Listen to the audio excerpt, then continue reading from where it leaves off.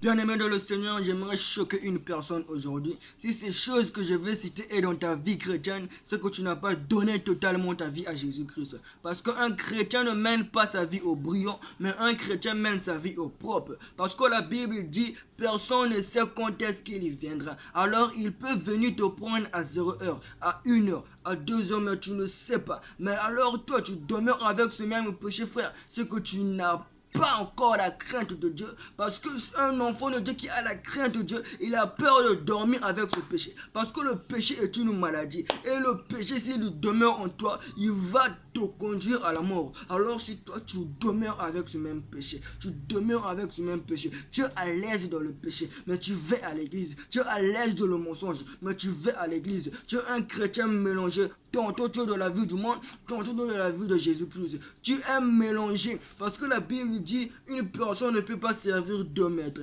c'est qu'il haïra un et il aimera un. Alors tous c'est la même chose, que nous avons deux routes à suivre, nous avons la route de l'enfer, nous avons la route du paradis. Tu ne peux pas mélanger les deux routes, soit tu iras en enfer, soit au paradis. Alors aujourd'hui je viens te parler, je viens te annoncer un message. Gère ta vie chrétienne, regarde ta vie chrétienne. Est-ce que Jésus est content de ce que tu fais? Est-ce que Jésus est content de la marche chrétienne que tu es en train de vivre aujourd'hui? Certainement tu te diras que je me suis éloigné du péché, je me suis fait baptiser, j'ai reçu le Saint-Esprit. Mais ce n'est pas ça l'essentiel, tu dois vivre de l'honnêteté. Jésus-Christ a fait 40 jours et 40 nuits dans le désert, mais ça n'a pas empêché Satan de venir le tenter. Alors aujourd'hui j'aimerais te dire, la prière que tu fais, que le jeûne que tu fais, n'écarte pas Satan de venir auprès de toi. Mais c'est la vie de sainteté, c'est la parole. Jésus-Christ a repoussé Satan par sa parole. C'est la parole qui est l'évangile, qui va écarter les attaques, qui va écarter les choses qui viennent auprès de toi.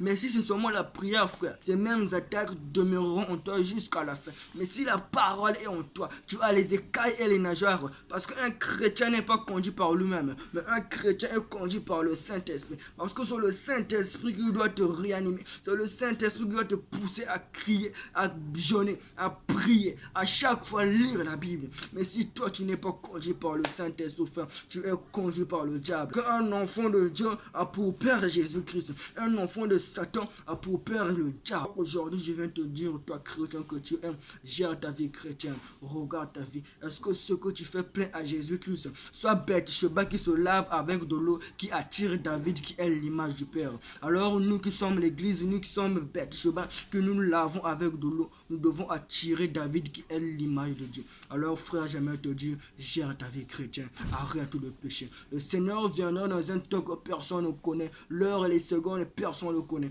Alors ne demeure pas avec ce même péché qui va te faire rater l'enlèvement, frère. Aie la vie de sainteté, de l'honnêteté, de la vérité en toi,